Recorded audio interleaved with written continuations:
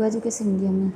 पिछले वीडियो में हमने समझा अन्नमय कोश के विषय में और आज हम समझेंगे प्राणमय कोश के विषय में विस्तार से समझेंगे इस वीडियो के माध्यम से, जो कि स्थूल की तरफ से दूसरा नंबर का यह प्राणमय कोश है। तो चलिए इसको विस्तार समझें और ध्यान से आप समझना और नोट्स भी साथ साथ आपको बनाना, ये ध्यान रखना ताकि आप याद भी अच्छे से कर सकें।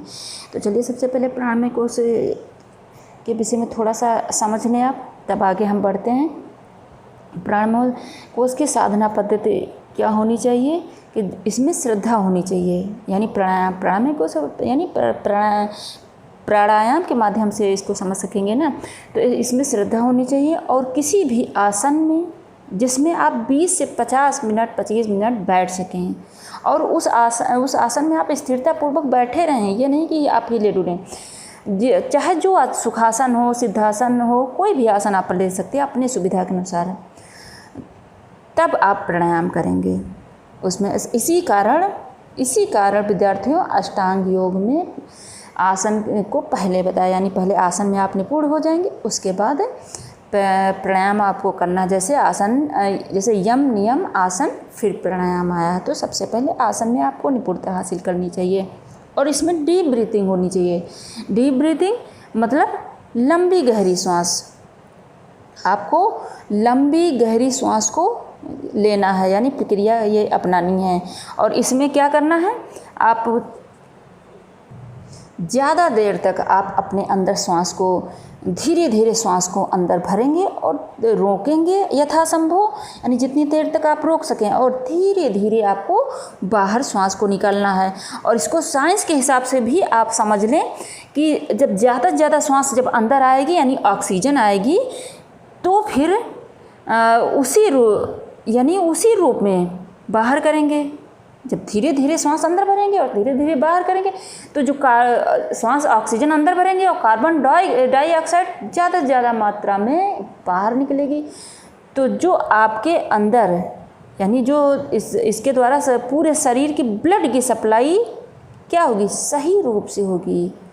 और आपके यानी हमारे शरीर में किसी भी प्रकार का व्यवधान नहीं आएगा। ये किससे होगा, जब आप डीप ब्रीदिंग करना सीखेंगे तब। और इसको के स्टार्टिंग में कैसे करना है, इसके रेशो का क्या होनी चाहिए, देखिए 1:5 का होना चाहिए। 1:5 का अंदर करना है यानी इनहेल करना है, और 1:5 को अंदर ही रोकना है यानी होल्ड करना है स्टार्टिंग में। और 1 to 10 का समय निकालना यानी बाहर निकालना है। आप इसको आप गिनती के हिसाब से भी गिन सकते हैं अपनी सुविधा के अनुसार, या समझ कर भी कर सकते हैं। तो इस तरह करना चाहिए आपको। और आइडल रेशो क्या होना चाहिए, आइडल रेशो, लेकिन धीरे धीरे प्रक्रिया को बढ़ाना चाहिए। नहीं कि आप तुरंत जो है आप ज़्यादा देर तक रुकना शुरू हो जाएंगे, ज़रूरी नहीं है, आप धीरे धीरे बढ़ा सकते हैं। और आइडल रेशो क्या होना चाहिए, 1 to 4। आइडल रेशो 1 to 4 माना गया है। आइडल रेशो में क्या है, यानी इसको आप जैसे कि 10 मान लें और इसको मान लें 20 और इसको 40 सेकेंड है, इस तरह आपको मानना है। इससे शुद्ध करने के कार्य यानी कि जो आपकी नस नाड़ियाँ हैं सारी शुद्ध होंगी। और प्राणायाम में ये आपको ध्यान रखना है कि प्राणायाम स्टार्ट करने से पहले आपको डीप ब्रीथिंग करना है।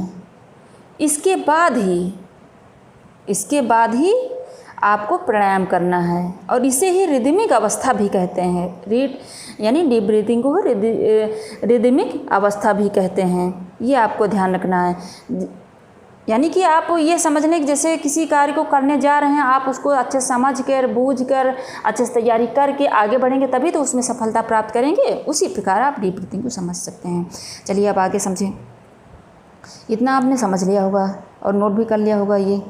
अब चलिए महर्षि पतंजलि के अनुसार थोड़ा समझ लीजिए। महर्षि पतंजलि ने 4 प्रकार के प्राणायाम बताया है। पहला बाह्य प्राणायाम, यानी इसको बाहर रोकना, यानी श्वास को बाहर निकालकर बाहर ही रखना, ये होता है। अभ्यंतर प्राणायाम यानी श्वास को अंदर करके भीतर ही रोक के रखना, ये हो गया। तीसरा है स्तंभ वृत्ति, यानी जहाँ के तहाँ रोकना, यानी जहाँ है वहीं पर उसको रोक देना है, स्तंभ खंभे जैसा। और चौथा है विषय छेपी, यानी विरोधाभास इसमें होता है। श्वास को भीतर आने की कोशिश, जैसे श्वास आपका भीतर आने की कोशिश कर रहा है तो उसे बाहर रोकने का प्रयास करना, उसको बाहर रोक दो। और श्वास बाहर जाने की कोशिश कर रहा है, जैसे आपका श्वास अंदर है तो बाहर जाने की कोशिश कर रहा है तो उसको अंदर ही रोकना है, यानी इसको विषयक्षेपी यानी इसी को विरोधाभास। यह योग सूत्र के अनुसार पतंजलि ऋषि ने योग सूत्र का ही निर्माण किया है। तो आशा करते हैं आपने समझ लिया होगा। और दयानंद सरस्वती जी के अनुसार भी यही बताया गया है, उन्होंने भी पतंजलि ऋषि के अनुसार ही बताया है। और ये समझ लें कि प्राणायाम में, दयानंद सरस्वती के अनुसार समझ लें कि प्राणायाम में सफल होने पर क्या होता है, अद्भुत कार्य कर सकते हैं आप।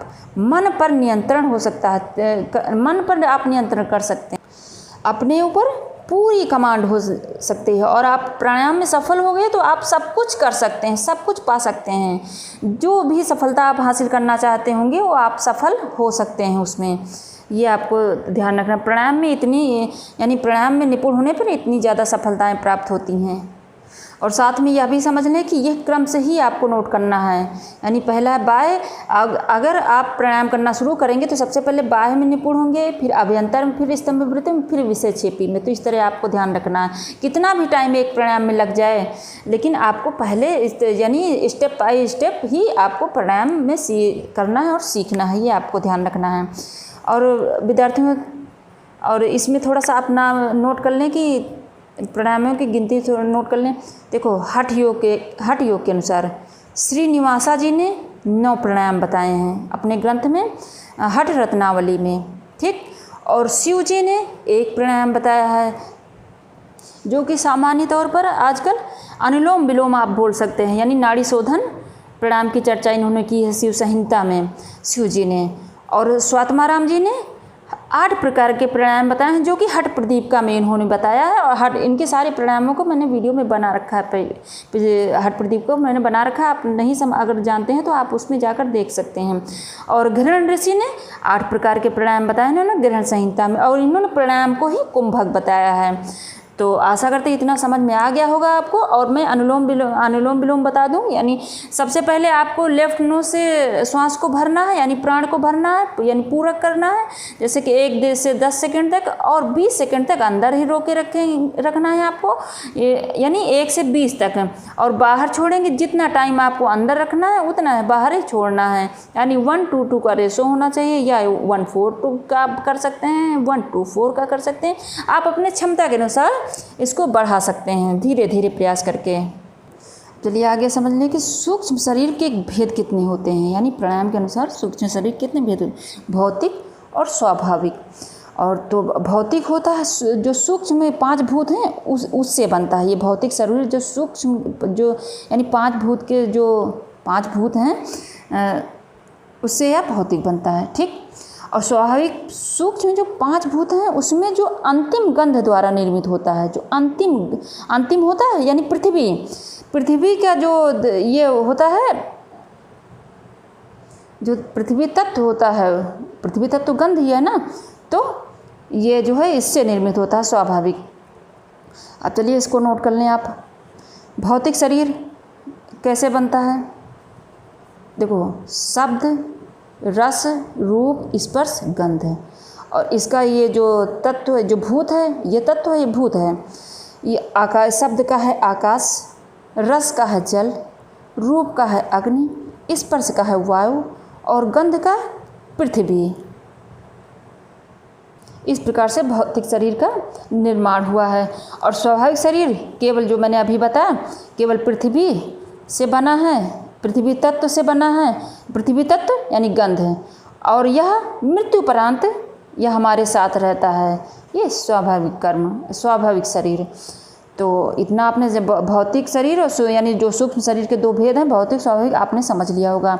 अब चलिए प्राणमय कोश साधना के लाभ आप समझ लें किस प्रकार, यानी किस प्रकार से आपको साधना, जब प्राणमय कोश की साधना करेंगे तो लाभ क्या प्राप्त होंगे। और ये जो 10 प्राण बताए हैं मैंने, इसके जो है सेकंड पार्ट में आपको बताऊंगी, नहीं बहुत लंबा वीडियो हो जाएगा। तो कितने हैं, 8 हैं। सबसे पहले आप आत्मा की शुद्धि, यानी इससे आत्मा की शुद्धि होती, प्राण को आत्मा का शोधक कहा गया है।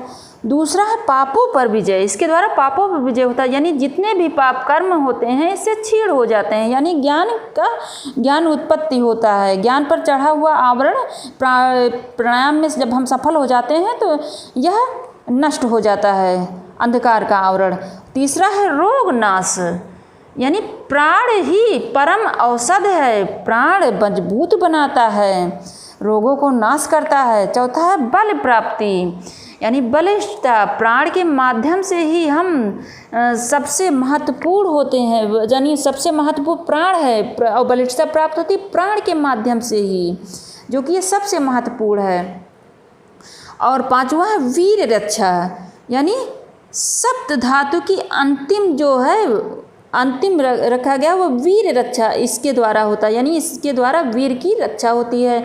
और मनोनिग्रह यानी मन का निग्रह, इसके द्वारा मन का निग्रह होता है, यानी जो मन इधर उधर भागता रहता है मन पर कंट्रोल होता है। प्राणायाम पर सफल हो जाते हैं तो मन भी हमारा कंट्रोल में हो जाता है, मनोनिग्रह इसीलिए कहा गया है।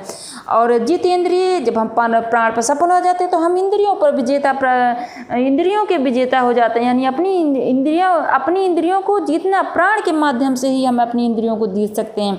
और चित्त भूमि की, यानी चित्त भूमि को अपने अनुकूल बनाने कार्य प्राण के माध्यम से कर सकते हैं। चित्त को जो है अपने अनुकूल तभी बना पाएंगे जब हम प्राणायाम में सफल हो सकेंगे। प्राण के माध्यम से, प्राणमय कोश के माध्यम से ही हम चित्त को अपने अनुकूल बना सकते हैं, चित्त भूमि को अपने अनुकूल बना सकते हैं। तो इसमें हमने समझा प्राणमय कोश की साधना महेश पतंजलि द्वारा, और विभिन्न प्रकार कितने ग्रंथों में कितने प्रकार के प्राणायाम हैं, भौतिक शरीर और सामूहिक शरीर किस प्रकार से बना हुआ है, और प्राणों की साधना की प्राणमय कोश की साधना से लाभ क्या है, ये आपको ज़रूर ध्यान रखना है। आत्मा के लाभ ये पूछा जा सकता है और ये ध्यान रखना, मैंने मेन ही इसमें नोट किया है, और आप सब प्रत्येक जो है ये नोट ज़रूर साथ में बनाते चलें। यानी इसे लाभ क्या होगा कि आत्मा शुद्धि हो जाएगी, पापों पर विजय प्राप्त होगा, रोग नाश होगा, बल प्राप्त होगी, वीर रक्षा होगी, मनोनिग्रह, जितेंद्रिय और चित्त भूमि। तो इतना किससे होगा, ये प्राणमय कोश के द्वारा होगा। तो इसकी साधना करना, इस पर विजय प्राप्त करना बहुत ही आवश्यक है। तो आशा करते हैं विद्यार्थियों आप सभी की समझ में आ गया होगा।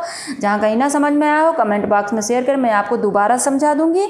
और अपने इष्ट मित्र को भी शेयर करना मत भूलिएगा। अगर हमारे चैनल पर नए हैं तो सबसे पहले मेरे चैनल को सब्सक्राइब करें, बेल आइकन जरूर प्रेस करना। धन्यवाद विद्यार्थी।